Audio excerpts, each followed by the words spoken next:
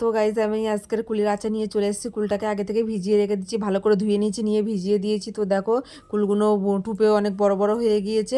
আর এদিকে আমি মশলা করে নেবো, জিরে, ধনে, মৌরি আর শুকনো লঙ্কা, তেজপাতা সব কিছু আমি হালকা করে ভেজে নেবো, নিয়ে ওগুলো গুঁড়ো করে নেবো। পুরো মিহি করে গুঁড়ো করবো না, কারণ চাটনি দেবো, একটু গালে না পড়লে ভালো লাগে না। তো হালকা করে ভেজে নেবো, হালকা হালকা করে গুঁড়ো করে নেবো, পুরো মিহি করবো না। তো দেখো ফাইনালি এগুলো আমি ভাজার জন্য রেডি করে নিয়েছি। তো এটাকে ভেজে নেবো, নিয়ে আমি গুঁড়ো করে নেবো। আর ওই সাইডে আমি কোলটা তো ভিজানো আছে। তো দেখো আমার এইদিকে এই যে হালকা করে ভেজে নিচ্ছি, নিয়ে তারপরে মিক্সচারে আমি ওগুলো মিক্সড করে নেব। আর যদি আমার আচারটা ভালো লেগে থাকে তো লাইক কমেন্ট শেয়ার করবেন, আর বাড়িতে একবার হলেও ট্রাই করে দেখবেন। আর কে কেমনভাবে করেন তো কমেন্টে জানাবেন। এদিকে দেখো আমার মশলাটা গুঁড়ো হয়ে গিয়েছে কথা বলতে বলতে। আর এদিকে কুল আমি সিদ্ধ করে নিয়েছি একটু লবণ দিয়ে।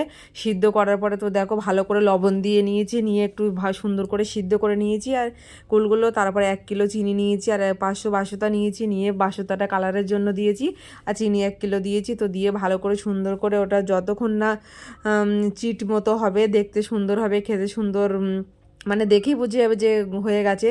তো যতক্ষণ না হবে আমি নাড়াচাড়া করব খুব সুন্দর করে, যেন না তলায় ধরে যায়, ধরে গেলে ওটা টেস্টটা অন্যরকম হয়ে যাবে, ভালো লাগবে না। তো দেখো কত সুন্দর হয়ে এসছে। তারপরে আমি ভাজা মশলাটা গুঁড়ো করা ছিল ওটাকে দিয়ে দিলাম ছড়িয়ে।